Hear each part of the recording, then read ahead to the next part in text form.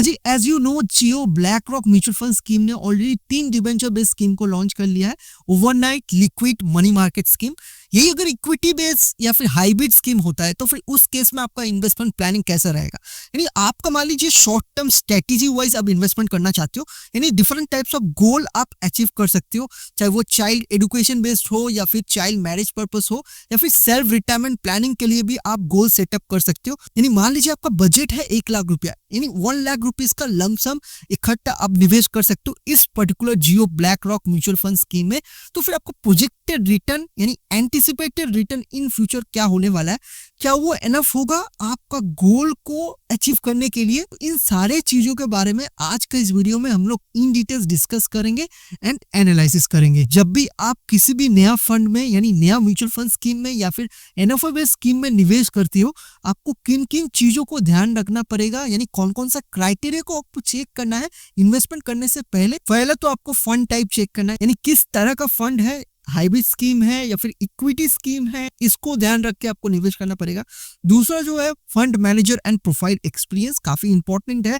जब भी एक नया स्कीम में निवेश करती हो फंड मैनेजर का परफॉर्मेंस काफी मैटर करता है। तीसरा जो है आप expense ratio, exit load and lock in period को भी चेक कीजिए। मान लीजिए आपको अगर निवेश करके तुरंत अगर इमरजेंसी पर्पस विड्रॉ करना पड़ा एंड उसका अगर लॉक इन पीरियड 3 या 5 साल का है तो फिर उस केस में आपको काफी दिक्कत हो सकता है। अब चौथा है आप मिनिमम इन्वेस्टमेंट क्राइटेरिया को भी चेक कीजिए, यानी एसआईपी के लिए आपको कितना निवेश करना पड़ेगा, मिनिमम लमसम भी चेक कीजिए। And last but not least आप ऑल्टरनेटिव स्कीम को भी चेक कीजिए सेम कैटेगरी का। मान लीजिए अगर इक्विटी बेस्ड स्कीम है, उस इक्विटी बेस्ड स्कीम में और कौन सा अच्छा स्कीम है मार्केट में जो कि अच्छा परफॉर्म कर रहा है, इस फंड से सारा कुछ वेरीफाई करके देन ओनली एक नया स्कीम में निवेश कीजिए। अंधाधुंध स्कीम में निवेश मत कीजिए। अब मान लीजिए इस पर्टिकुलर स्कीम में अगर निवेश करते हो, यानी इक्विटी बेस्ड स्कीम में अगर निवेश करते हो तो फिर आपका एंटिसिपेटेड रिटर्न क्या हो सकता है।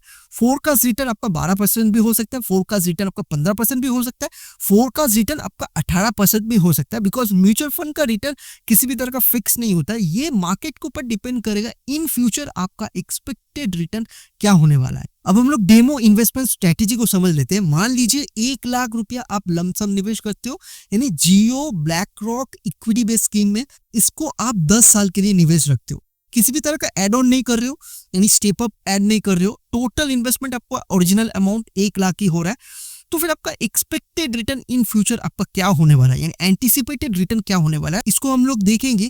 बट उससे पहले एक जरूरी चीज को डिस्कस करना काफी इंपॉर्टेंट है। बहुत जन का सवाल ये रहता है क्या म्यूचुअल फंड एफडी से बेटर है।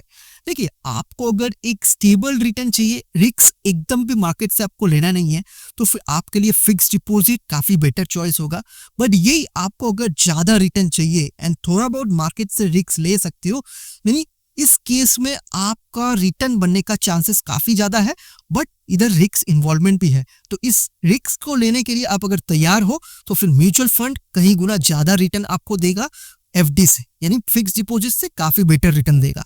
तो ये आपका चॉइस के ऊपर डिपेंड करता है, आपको म्यूचुअल फंड चाहिए या फिर एफडी बेस्ड स्कीम में निवेश करना है।